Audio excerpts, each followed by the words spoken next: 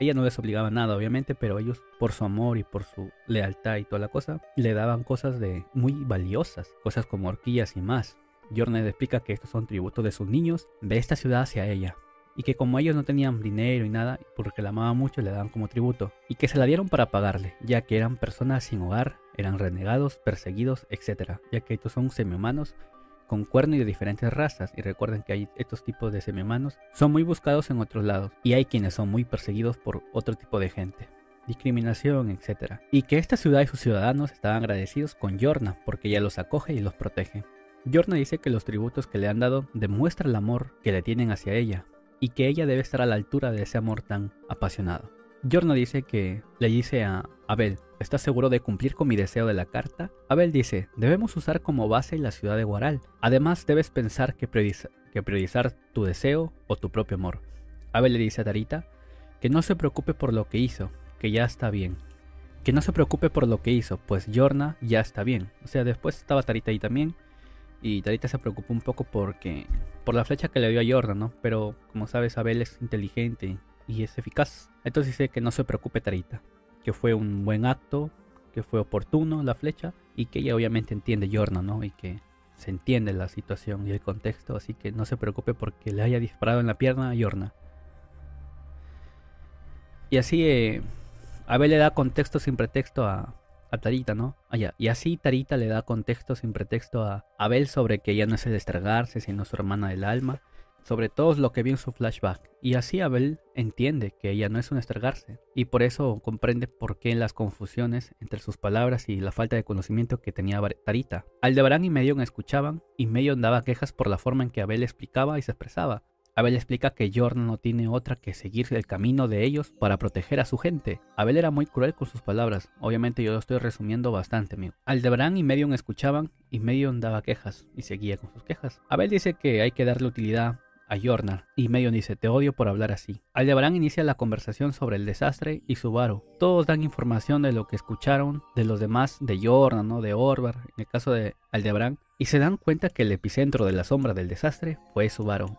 Lo confirman porque en sí ya se suponía, ¿no? Ellos ya lo suponían, pero lo confirman. Tarita pensó, se nos revela pues que la cazadora de lo que estaba jodiendo en el bosque, en realidad era Tarita, y de la que había matado en los bucles anteriores, al menos supuestamente era Tarita la que había matado en los bucles anteriores, la cazadora, ¿no? Debido al mandamiento de Tarita. O sea, esto nosotros como lectores ya lo suponemos. Abel revela, ¿no?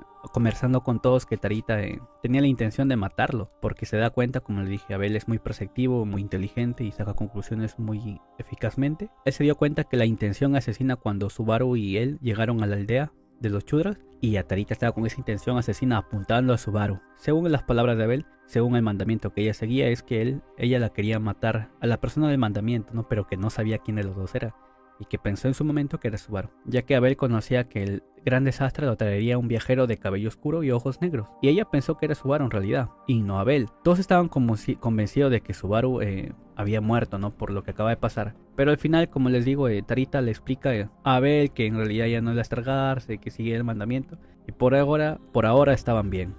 Todos se dan cuenta que Subaru había sido la persona del epicentro del desastre y que la sombra salió de él. Todos estaban como que convencidos de que Subaru ya había muerto, pues, ¿no? Aldebarán dice, descuiden, el hermano está vivo. Abel dice, payaso, ¿cómo estás seguro de eso? Aldebarán dice, solo piénsalo. Y Abel comienza a pensar sobre todas las situaciones que habían pasado, sobre los planes de Subaru y la suerte que este tenía. Y ya tenía duda de si estaba vivo o si estaba muerto. Aldebarán dice, lo sé porque si no lo estuviese, el mundo hubiese sido destruido. Luis también estaba con ellos, ¿no?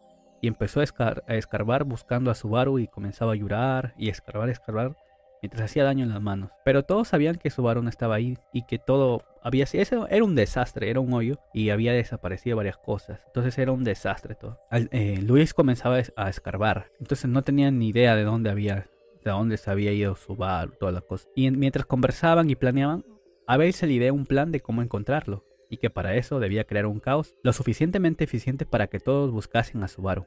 Ojo con este dato, Medion no entendía nada y se quejaba. Abel le dice, diremos lo siguiente, que se expandan las noticias, que se expanda el rumor. El hijo ilegítimo de Vixen Wallachia, una abominación de cabello negro y ojos oscuros, está buscando apoderarse del puesto de su padre, precisamente como una recreación de la guillotina de Magrisa.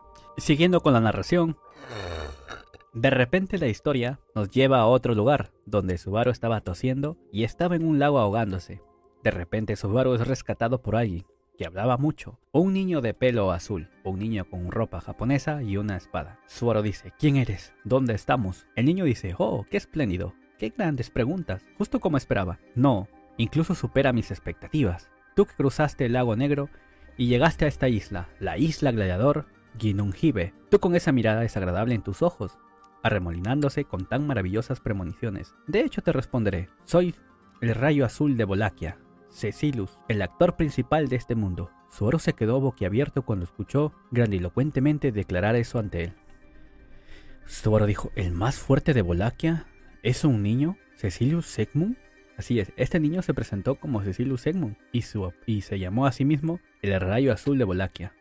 Recordemos que este nombre, es de uno de los generales divinos, que es el más fuerte de Wallachia, así que con este nombre, Subaru quedó sorprendido. El niño sonreía justo delante de él. Era un niño de la misma edad que Subaru encogido, con la misma vibra de un mocoso desagradable. El niño dice, wow, tomémoslo con calma. No hay necesidad de ponerse nervioso. Afortunadamente lograron salir con vida. Así es, él se refería a 2 personas. Así que pueden tomarse su tiempo para hacer cosas después de que la pequeña señorita que vino con ustedes se despierte, dijo el niño. Y así después de una charla, Subaru está preocupada por Luis Arner y pregunta por una niña, ¿no? Y Cecilus, el niño que se decía rellamar el más fuerte de Wallachia, le dice que sí, hay una niña y que ya la había dejado descansando en otro lugar. Y Cecilus le da contexto sin pretexto a Subaru, ¿no? Y le dice que está en la isla Gladiador y que a su alrededor hay un lago que está un lago de aguas negras, ¿no? Le habla sobre la maldición, que no se puede salir de esta isla porque hay una maldición y que morirán inmediatamente. Y le dice que no deben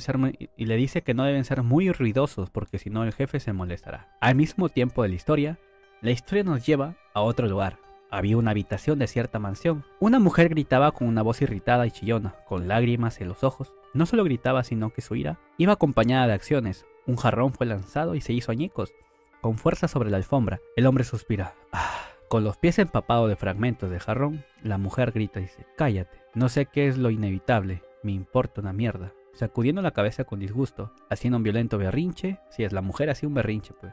Con el pelo de su hermano haciendo un nudo. Ella era Katia, con los ojos azules llenos de lágrimas mientras dejó caer su cuerpo inválido en una silla con ruedas y sacudió la cabeza con disgusto. La mujer grita, maldito mentiroso, ojalá estuvieras muerto. El hombre le decía, Katina, yo también lo siento, la verdad es que no me lo esperaba. O sea, ella era la prometida de Tok y el hombre que hablaba era Tok. Y Katina estaba molesto porque su hermano a veces había muerto, ¿no? Tok le había dado la noticia que él se había sacrificado. Recuerden cuando ellos estaban escapando, Jamal se usó como carnada ante el enemigo. A lo que Tok pensaba, es difícil creer que ella, o sea que su prometida, que era muy preciosa, esté en pareja de sangre con el insensible y tosco de Jamal. Esta mujer era bella, de pelo marrón, pero era una inválida, era una lisiada, débil y vulnerable a ser amada. Es la encantadora prometida de Tok. Katina decía, siempre me has mentido y tampoco has traído a casa a mi hermano. Me dijiste que no ibas a ir a ninguna parte después de esto y ahora yo solo soy una promesa rota y tú un maldito mentiroso. ¿Por qué le decía esto a Katina? 1, por la noticia de su hermano y 2, porque Tok iba a partir. Él había sido asignado como el compañero de Araquilla e iba a partir al Coliseo de Ginnungagap. Así es, la casualidad de la historia es que Tok iba a dirigirse con Araquilla a la isla Gladiador. Katina dice, prométeme una cosa porque te vas a ir. Lo primero que hay que hacer es una promesa, dice Katia o Katina con voz temblorosa mientras es sujetada por detrás por Tok. Tok amaba mucho a esta mujer y ella también la amaba mucho. Tok asintió en silencio a Katia, que seguía queriendo una promesa, a pesar de que él había roto tantas. Katina dice, por favor tú, vuelve a salvo. Los brazos de Tok la sujetaron con fuerza por detrás y las débiles manos de Katina se posaban sobre las suyas. Tok besó el pelo de la encantadora mujer, asegurándose de su tacto.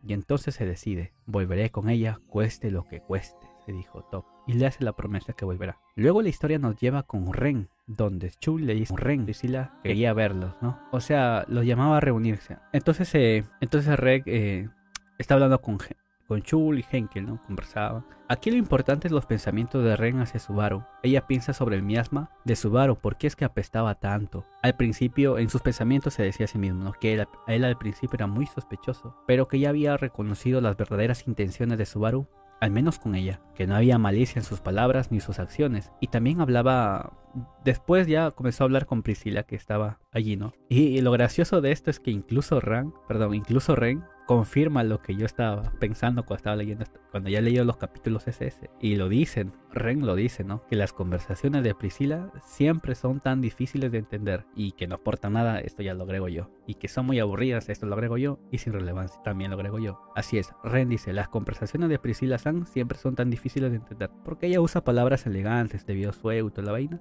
que no aporta nada. Schul elogiaba a Ren, ¿no? Ya estaban todos reunidos, de los consejos que le daba Priscila a ella, porque era maestra de Priscila, porque Priscila era maestra de Ren. Y Henkel se quejaba y decía, oye Schul, no digas esos elogios a Ren. Ella es nuestra enemiga, de otra facción, y solo la están ayudando a crecer. Estaba molesto Henkel. Y Priscila lo calla y le dice que no le des órdenes y le da su disco. A lo que Henkel dice, pensé que solo la estabas manteniendo cerca de ti como un lacayo, para que pudieran dar información sobre su campamento, para que puedan estar ellos después en una posición desfavorable. Hay un límite para los juegos. Priscila dice, silencio tonto. ¿Tiene la intención de darme órdenes? Henkel hace... Priscila dice, te he dado varios golpes dolorosos, pero eres un hombre que nunca aprende, ¿no?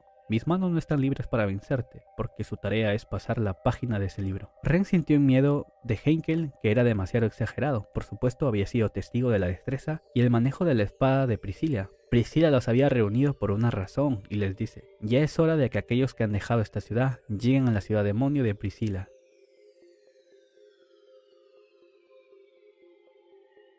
Y así, después de las conversaciones, Ren y Priscila se van a bañarse y toda la cosa. Priscila suculenta se para y ve la ventana, ¿no? Y dice, Ren, mira el cielo. En el cielo había un punto negro, pero este punto negro comenzó a aparecer más puntos negros. No eran 2 ni 3, se estaban multiplicando lentamente. A medida que su forma borrosa se volvía más y más clara, la garganta de Ren, sin darse cuenta, soltó un grito ahogado.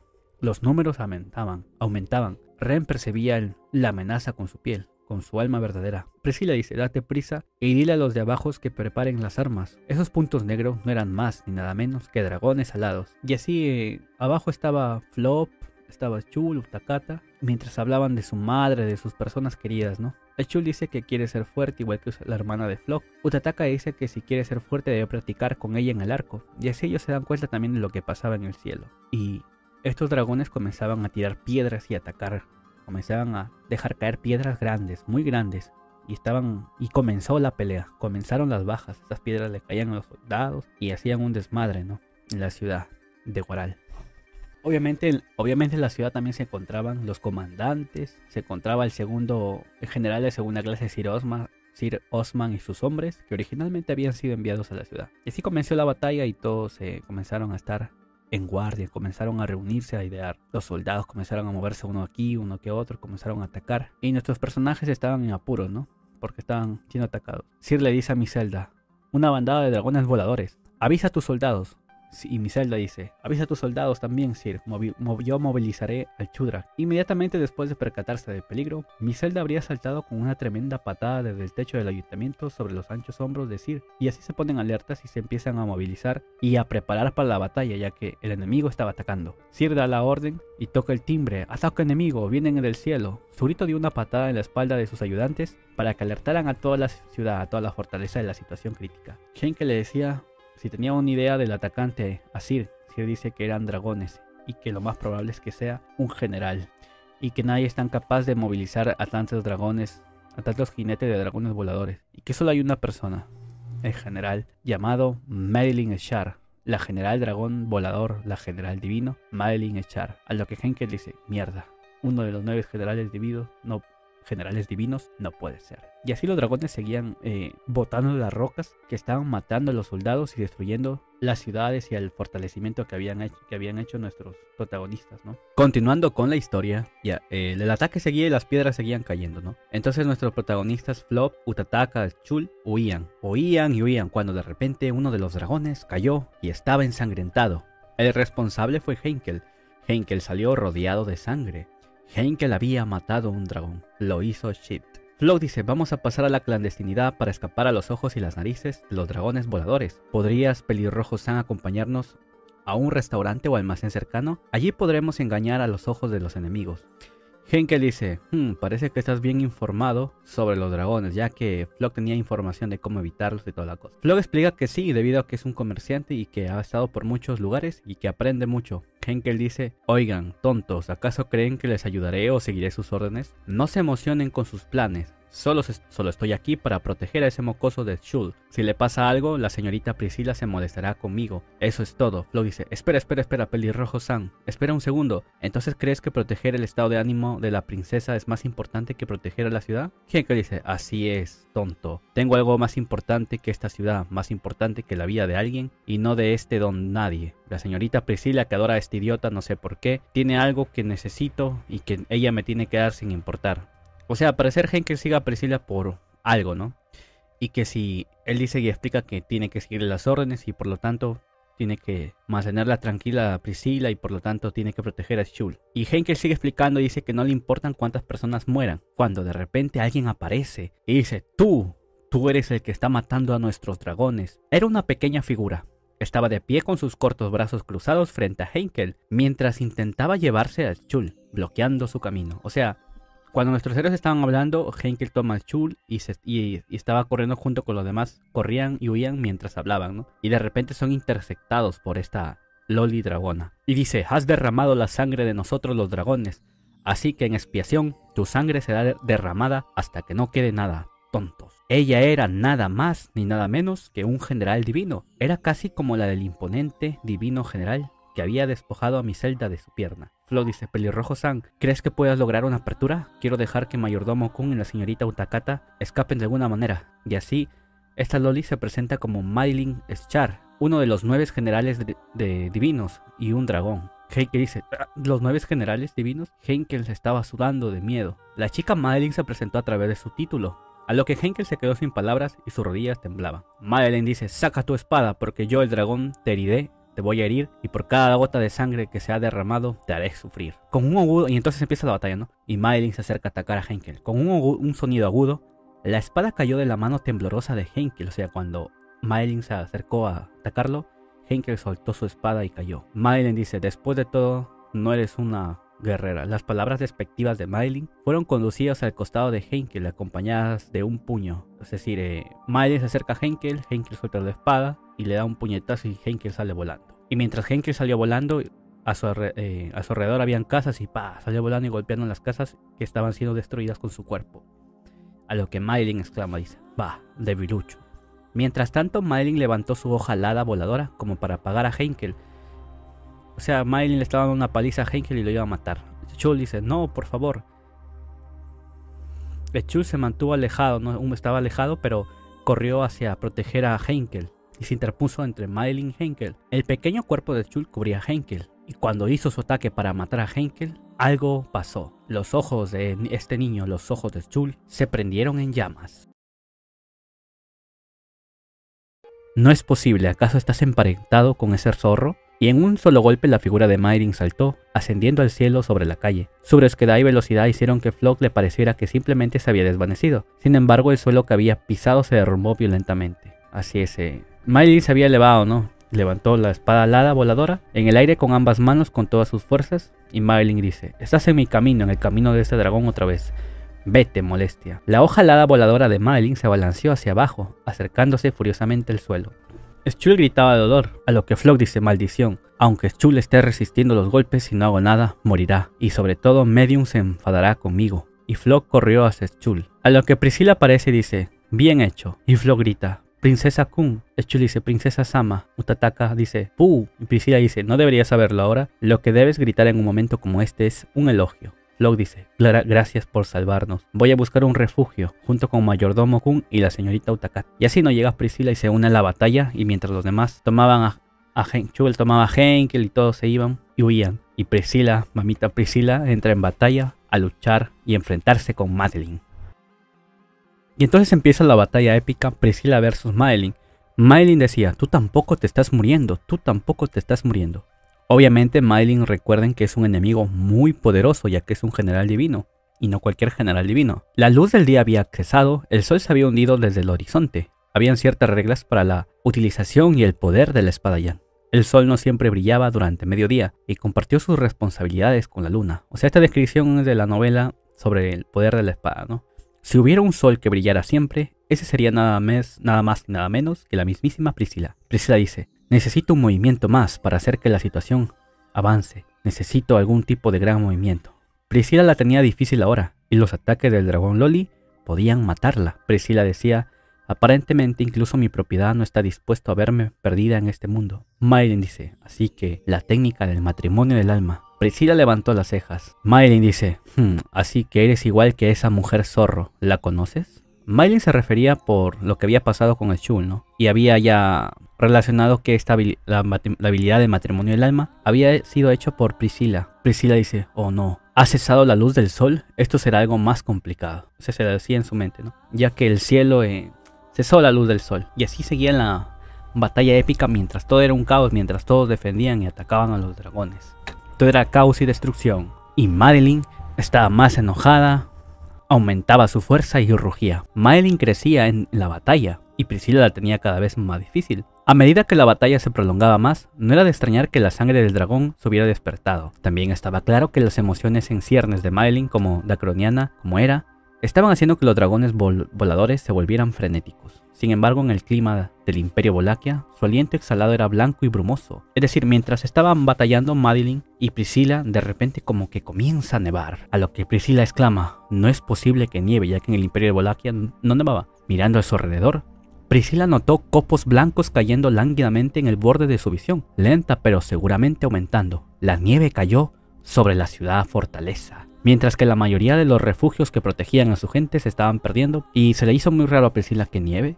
¿Y ahora? Y en este imperio que no tiene ese clima, cuando de repente se escucha la voz de una hermosa y preciosa mujer que dice, suficiente, eso es suficiente, deténganse. Así es, amigo.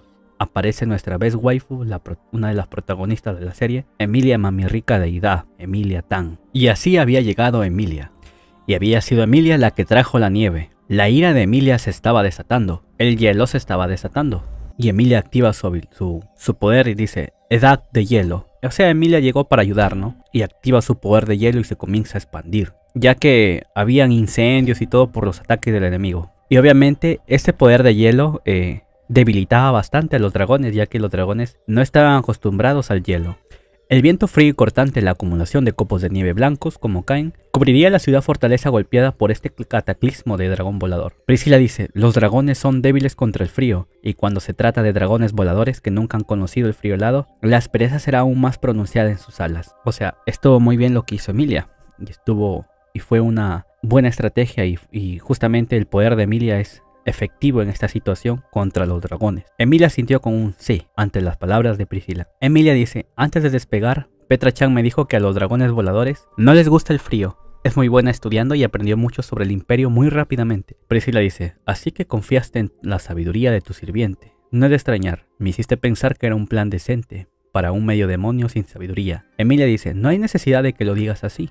Además, ¿cómo sabes que soy un semielfo, Cuando de repente Emilia reacciona y dice, ¿Priscila? ¿Por qué estás aquí así? Emilia no se había ganado que la mujer que estaba peleando con Madeline era Priscila. ¿Por qué estás aquí? Esto no es lo única, ¿sabes? Priscila dice, te preguntaré lo mismo, aunque tengo una idea de por qué pusiste un pie en el imperio. ¿Cómo cruzaste el país? Emilia dice, el método es un secreto, se supone que no debo decírtelo. También se supone que debo ocultar quién soy, así que tengo que tener cuidado.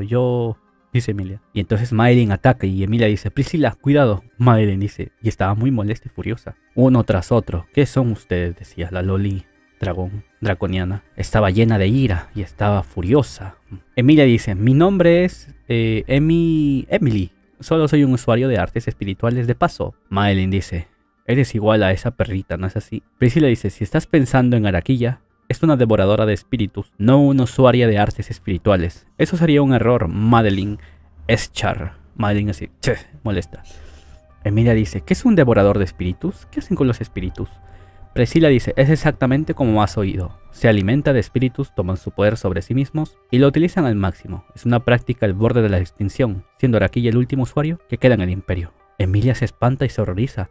¿Comen espíritus? Qué horrible, dice. Emilia le dicen, así que tú eres Madeline Chan. Madeline dice, no menosprecies a este dragón, mitad demonio. Emilia dice, entonces hablemos bien, Madeline. Tú eres la que está haciendo que estos dragones ataquen la ciudad. Quiero que te tengas esto ahora mismo. Y Emilia seguía activando su habilidad, ¿no? El poder de Emilia estaba bajando la temperatura, lo que a su vez afectaba la vitalidad de los dragones voladores. Todo estaba lleno de hielo, todo estaba nevando, etc. Emilia había activado muy bien su poder. Emilia dice, si te preocupan los dragones voladores, escucha mi pedido. Madeline quedó en silencio. Emilia dice, ¿Madeline? Madeline dice, es terriblemente engreído de tu parte hacerle una petición a este dragón humano. Priscila dice, ella no puede ser persuadido por nadie, incluso si no fuera por ti. No es algo auspicioso escuchar las palabras de un dragonante, y mucho menos de uno que está firmemente conectado a la tierra. Ante la respuesta de Madeline llena de indignación, Emilia contuvo la respiración al escuchar las palabras. Priscila, que había estado escuchando en silencio, intercambió palabras y expresó sus observaciones sobre la ruptura de las negociaciones. Emilia se sorprendió por las palabras de Priscila. Abrió mucho los ojos, ya que esas palabras parecían animar a Emilia. Emilia dice, Priscila, siempre pensé que eras tan mala conmigo. Priscila dice, no considero malo decir lo que no es digno, no es digno. No perviertas mis palabras benévolas. Ahora, ¿cómo haremos esto? Emilia dice, y así, Emilia dice, detengamos a esta chica juntas, no seas mala. Priscila dice, no desprecies mis acciones como una manifestación de puerilidad. Tú, humilde medio diablo. Madeline dice, estoy harta de estas personas que no tienen miedo a los dragones. Emilia dice, acabo de tener una pelea con un dragón hace un tiempo, así que Madeline hace tch. Emilia sigue hablando y dice, incluso si quisiera tenerte miedo, no puedo tenerte miedo, lo siento. Así comienza la batalla épica. Obviamente el dragón era muy fuerte, esa dragona Loli era fuerte. Ataca, Emilia atacaba, Priscila atacaban, hacían equipo y toda la vaina. Emilia atacaba con su poder de hielo, Priscila con su espada y toda la cosa. Y Priscila decía, tú, ¿cómo te atreves a destruir esta ciudad?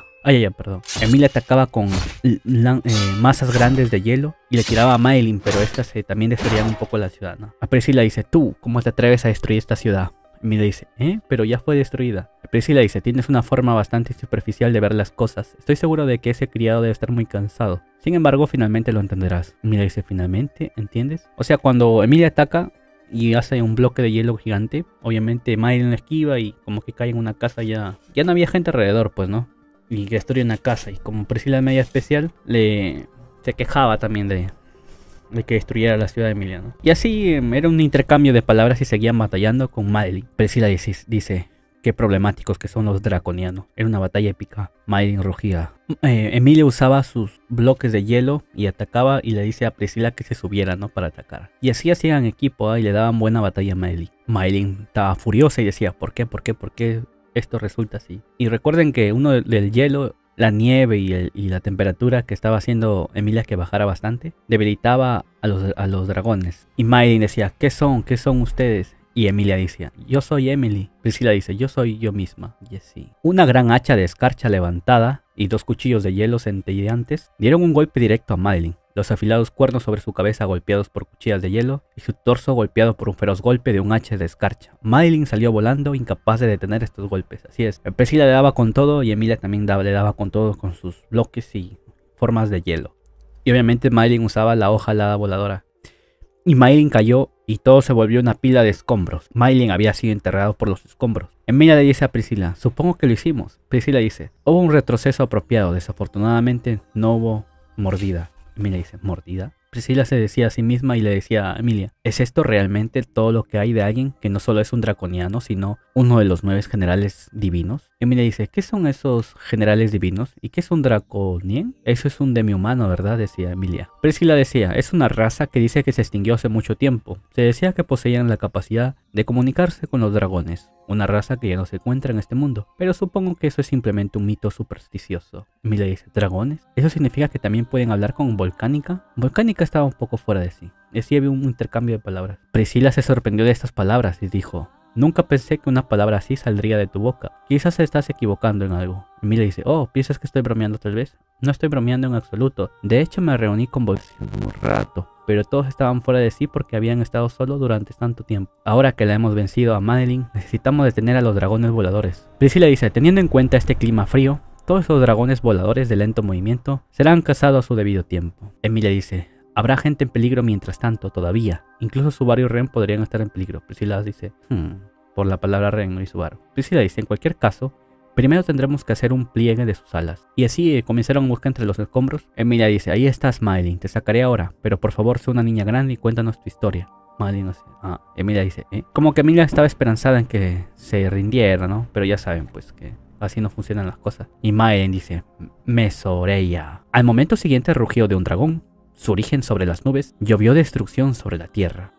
En el instante que al rayo de luz blanca fue disparado desde los cielos, Emilia y Priscilla entraron en acción al mismo tiempo. Sin ningún sonido o advertencia, una torre de hielo surgió de la tierra. Dos bellezas de plata y carmesí saltaron encima. La torre se había elevado a más de 10 metros de altura en un instante de pie en su cima. Emilia levantó ambas manos hacia el cielo, conjurando una enorme cúpula de hielo que cubría el área donde se esperaba que impactara el rayo blanco. De repente la historia nos lleva con Floch. Floch se preguntaba si había algo más alarmante, preguntándose si había sucedido algo más aterrador que una bandada de dragones voladores o un general divino.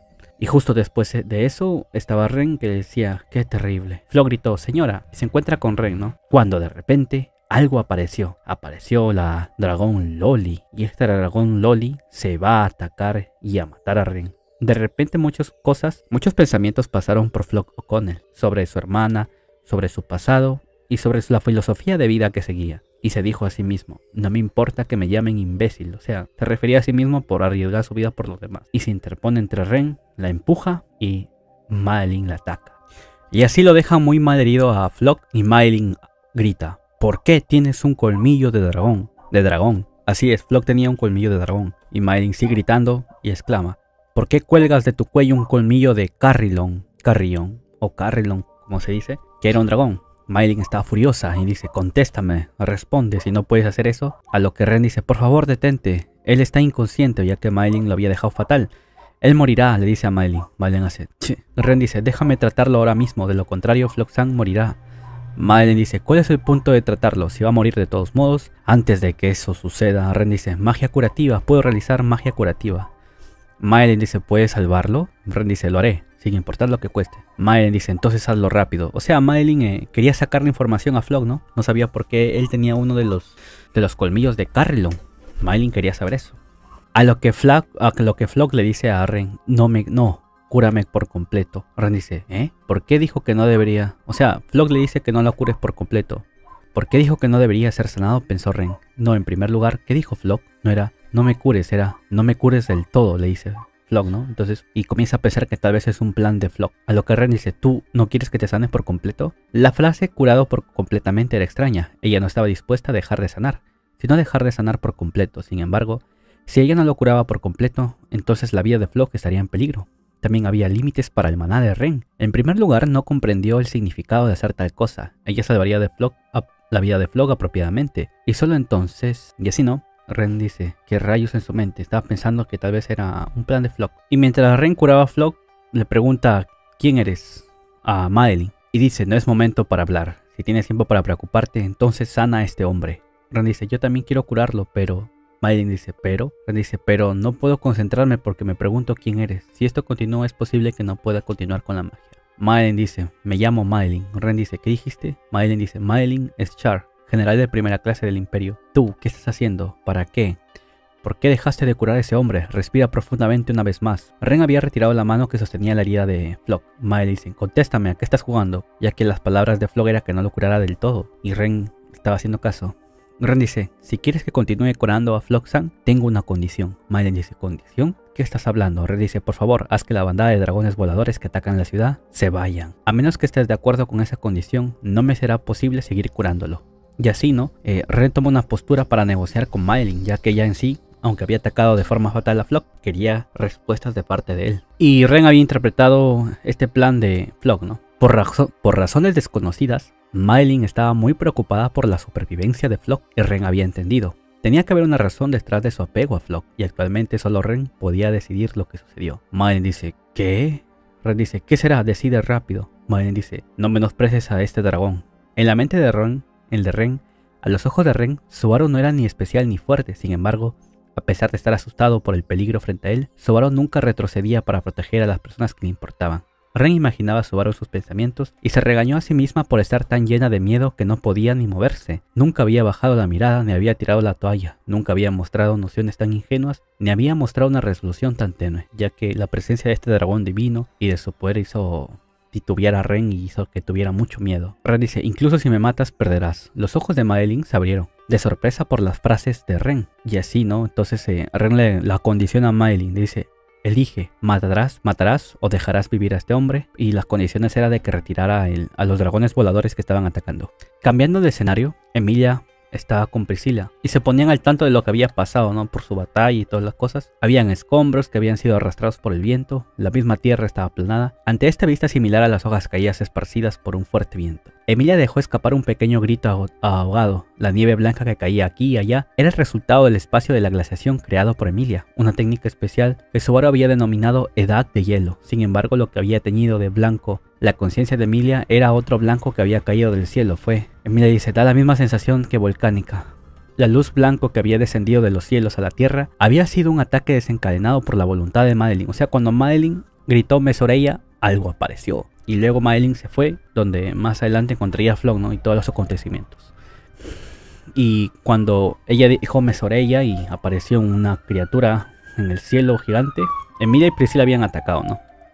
Levantando barreras de hielo para interceptar esta luz blanca de la criatura había lanzado su ataque, y las capas de escudo de hielo se rompieron y finalmente la preciada espada roja de Priscila brilló. Y Emilia comienza a volver en sí, dice, después de eso me enterraron y esto no es bueno, ¿qué hay de Priscila? Ya que habían atacado a Emilia y Priscila y se habían estado en los escombros también. Emilia comenzó a buscar a Priscila, que no estaba a la vista, dado que Emilia había estado bajo los escombros, no era de extrañar que Priscila también estuviera ahí. Y comienza a buscarla y a desenterrar, ¿no? Y toda es la vaina. Emilia grita, Priscila, Priscila, ¿dónde estás? Respóndeme, te sacaré de inmediato. Cuando una voz dice, deja de gritar, mitad demonio.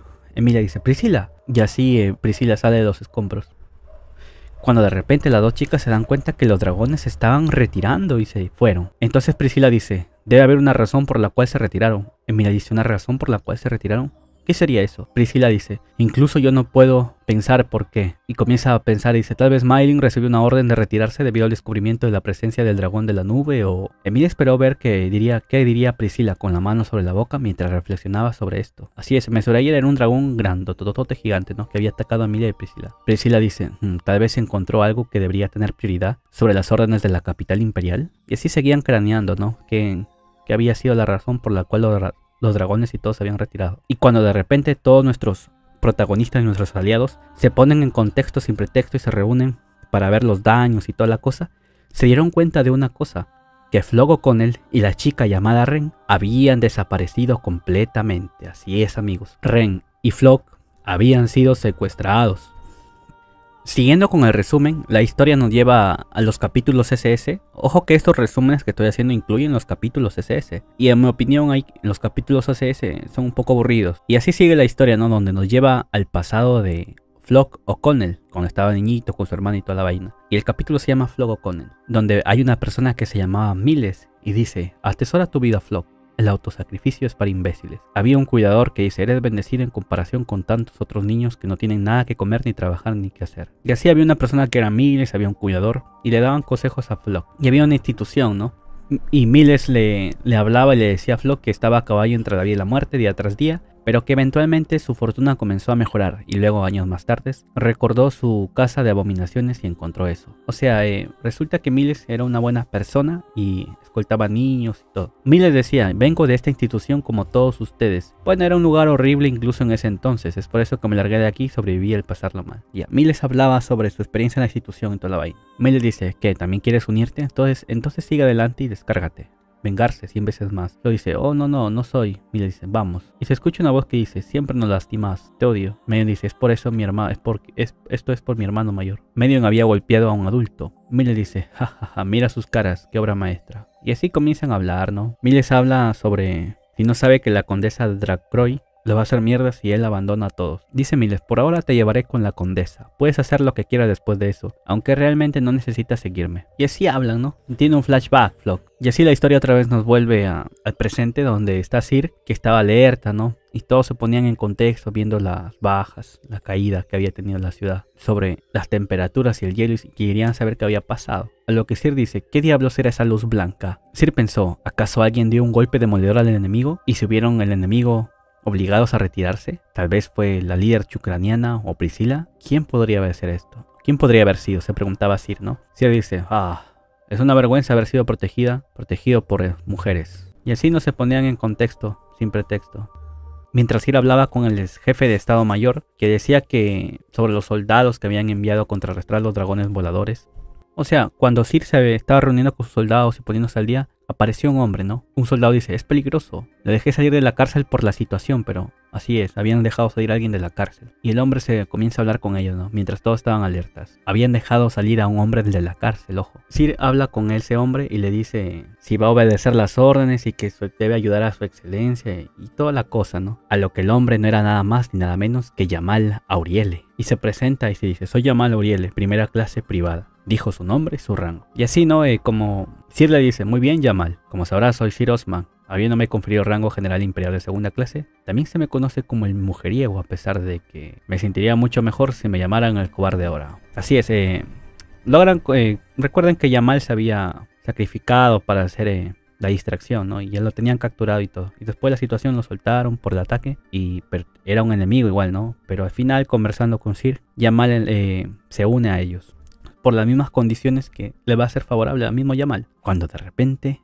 aparece un hombre y dice, disculpe, usted es el representante de esta ciudad, ¿correcto? Era un hombre de cabello gris. Le dice, ¿es usted el general Sir Osman San? Así es, este hombre no era más ni nada menos que Otto. Otto sube. Sir dice, un mensajero de la capital imperial, quizás un mensaje para nosotros tienes tú. El hombre de pelo gris dice, no, en absoluto, es más complicado para mí explicar más en este momento, pero no está relacionado con la capital imperial ni nada por el estilo. Yamal dice, primero la cantidad de dinero de él, vienes aquí detrás de mí, te voy a patear el trasero. Hombre de pelo gris dice, lo siento mucho, no espero que podamos tener una conversación tranquila en este momento. Entonces si pudieras darme permiso. Yamal estaba ahí, ¿no?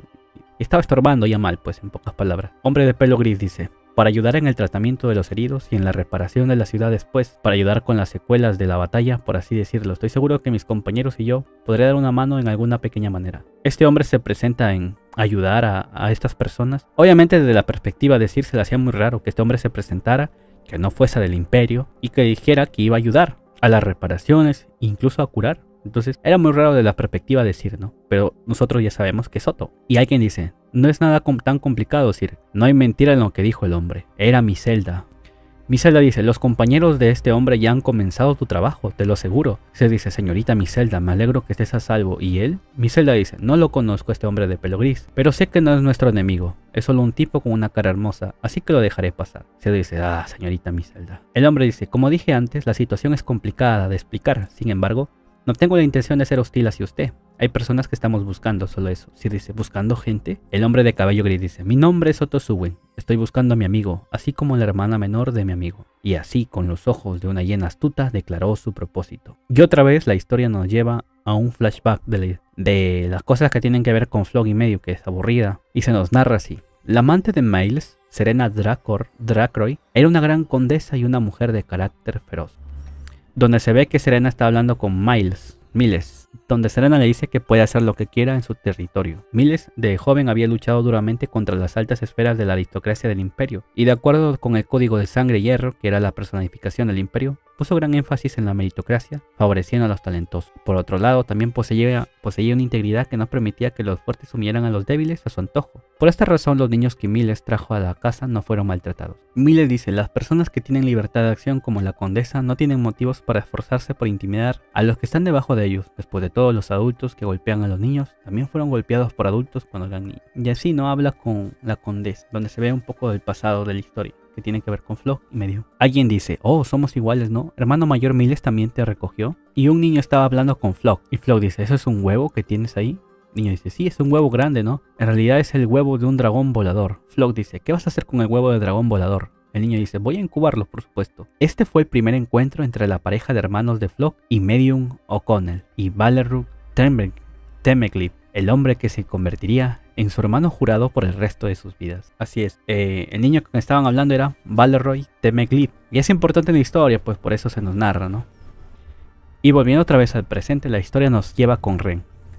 Cuando alguien le habla a Ren y le dice, pareces bastante triste. Ren dice, no sé si estoy siendo pesimista, pero tengo algunos pensamientos. No es un lugar al que quiera ir, pero me trajeron aquí de todos modos. La persona que le habla dice, eres más directa de lo que pensaba. Qué persona tan agradable. Ren dice, ¿tú serías? Así es, era un anciano de pelo blanco, bigote blanco y ojos finos como un hilo. El viejo le dice, ¿puedo sentarme? Ren le dice, adelante. El viejo le dice, ¿has oído algo de ella sobre mí? Ren dice, no, nada, no he escuchado nada más que cúralo y descansa. Si intentas algo raro, te mato. El viejo dice, tengo algunos problemas con respecto a su actitud hacia un invitado. Le daré una advertencia a la general de primera clase Madeline. Ren dice, ¿puedes advertirla? Creí que alguien a quien no le gustaba que los demás le dijeran qué hacer, que si alguien le dijera algo se enfadaría y se volvería violenta de inmediato. El viejo dice, contrariamente a tus expectativas, no te equivocas en eso, aunque me duele escucharlo. De hecho, ella tampoco siguió mis instrucciones correctamente esta vez. Y así el viejo hablaba con Ren, ¿no? Y Ren dice, ¿quién eres tú? El viejo dice, me disculpo por la presentación tardía. Soy el primer ministro del Sagrado Imperio Bolaquiano, Belsex Fondalfon. Ren dice, ¿primer ministro Belsex? Así es, esta anciana era Belsex, que estaba hablando con Ren. Ren dice, ¿entonces eres? Belsex dice, sí, soy el enemigo de su excelencia, Vixen Abeluk. Ren dice, ¿entonces sabes que Abel es el verdadero emperador, correcto? Belsex dice, por supuesto. Permitirle escapar fue un error garrafal, pero después de eso las cosas han ido de acuerdo al plan, o debería decirlo eran. Como de hecho la destrucción de Guaral quedó inconclusa. Ren dice, ¿por qué le hiciste eso a Abel-san? No puedo imaginar cómo debe ser llegar a la resolución de hacer algo como rebelarse. ¿Es por la personalidad de Abel? Belsex dice. O sea, para resumir, Belsex explica que él expulsó a Abel del imperio, ¿no? Ren dice, ¿por qué? ¿Acaso lo quieres muerto, toda la cosa? ¿O no es acto, o toda la cosa? Obviamente Ren y Belsex se presentan, ¿no? Ren le dice su nombre y toda la cosa. Belsex dice que no hay sucesores del emperador, ¿no? Y que el imperio debe ser fuerte. O de lo contrario, esta nación. Y luego le sigue hablando y dice que esta es la primera vez que es un rebelde y que se siente un poco agitado. Ren dice, ¿por qué me estás diciendo todo esto? ¿Acaso es necesario? El hombre ya no decía nada. Y después el hombre le dice que Ren es una sanadora y que pertenece a la raza Oni y que le gustaría traerla si es posible, que es una existencia preciosa. Belsex dice, me gustaría más hablar contigo, pero este hombre tiene muchas cosas por hacer. Disculpa amor por molestarte por ahora. Belsex dice, ¿qué eres con respecto a Madeline? Belsex dice, llámame colaborador y esta mansión es mi mansión. Y así se despide, ¿no? Mientras que Ren obviamente estaba tratando a Flog herido, Madeline los había traído ahí, ¿no? Se los secuestró y los llevó a la mansión de Belsex. Y Ren no estaba nada más ni nada menos que en la capital imperial Rugana. Y mientras tanto Flog abrió los ojos lentamente y miró el techo de una habitación desconocida. Flog dice, este lugar, ¿qué? No puedo moverme, dice Flog. O sea, Ren ya había curado a Flog, pero Flog estaba por otra parte con Madeline. Madeline lo estaba interrogando. Flog abrió los ojos, despertó y ahí estaba Madeline, donde le explica la situación que le habían sanado, ¿no? Flog estaba preocupado por Ren, le dice, ¿qué pasó? Madeline dice que ella fue traída y que cumple sus promesas. Flog se preguntaba por dónde estaba su artículo precioso que tenía alrededor de su cuello. Madeline lo tenía. Dice Flog, oh, lo recogiste por mí, muchas gracias. Es una cosa muy preciada. Sería incapaz de vivir bien y hacerme feliz y estar feliz. Madeline dice, Carrillon, respóndeme. Este es el colmillo de Carrillon. ¿Por qué lo tienes? Le pregunta Madeline. ¿Por qué tienes el colmillo de Carrillon? Le pregunta Flog. Flog dice, verás, estuve allí cuando nació Carrillon. Pensé su nombre junto con ellos, con el hermano mayor Miles y Valeroy. Madeline hace tss. Flog dice, cuando sus colmillos fueron reemplazados por otros nuevos, recibimos uno como conmemoración. Era la prueba del vínculo con mi hermano jurado, mi familia. Es por eso que mi hermana y yo tenemos los colmillos de Carrillon. Flog dice, ¿de dónde sacaste el nombre de Carrillon? Incluso reconociste sus colmillos de un solo vistazo. No creo que la relación que tuviste fuera fugaz. Quizás tú eres la general divina que reemplazó el puesto de general.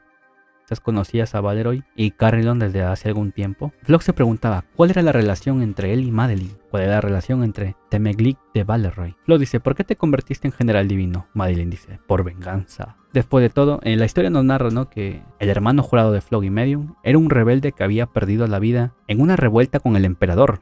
Un hombre amable y amado, que amaba profundamente a su querido dragón Carrillon y a su benefactor Miles. Madeline dice, me volví un general por venganza. Flog dice, ¿por el bien de quién quieres vengarte? Madeline dice, por Valeroy. Venganza por el hombre que iba a ser el compañero de este dragón. Madeline dice, yo, el dragón, nunca perdonaré al que mató a lo querido de este dragón. Por esta razón, Flog dice, ¿quién es el asesino de Valeroy? ¿Cómo se puede cumplir tu venganza? Flog pensó que si Medium hubiera estado aquí, habría abrazado a Madeline, aunque ella en sus ojos irradiaba rabia, también se sentía triste. Madeline dice, el que causó la muerte de Valeroy fue... En ese momento Flog cierra los ojos, comenzó a recordar los rostros de sus seres queridos, donde se ve que estaba Miles y le dice, tú y Medium no están pensando bien, deberías haberte quedado con la condesa, no podré cuidar de todos ustedes. Valeroy le dice: esta es la forma en que el hermano mayor Miles muestra su preocupación. Si te quedas aquí, podrás cuidarlo todo el tiempo que quieras. No es muy directo, ¿verdad? Miles dice: cierra la boca, Lee Vale. Los que salen adelante en la vida no retroceden a la mitad. Y así hablaban, ¿no? Valeroy decía que estaba más que preparado para pasar tiempo aquí con Miles, Flock y Medium. Flock recordaba, ¿no? Lo que Flock otra vez vuelve en sí y dice: la persona que sería el asesino Valeroy sería señor jefe. No, el emperador Vincent Bolaquia. O sea, ante las palabras y las revelaciones que le hizo Madeline, Flock pensó que tal vez algo tenía que ver Abel, ¿no? Por la muerte de uno de sus seres queridos. Y así, la historia nos lleva otra vez con uno de los capítulos SS.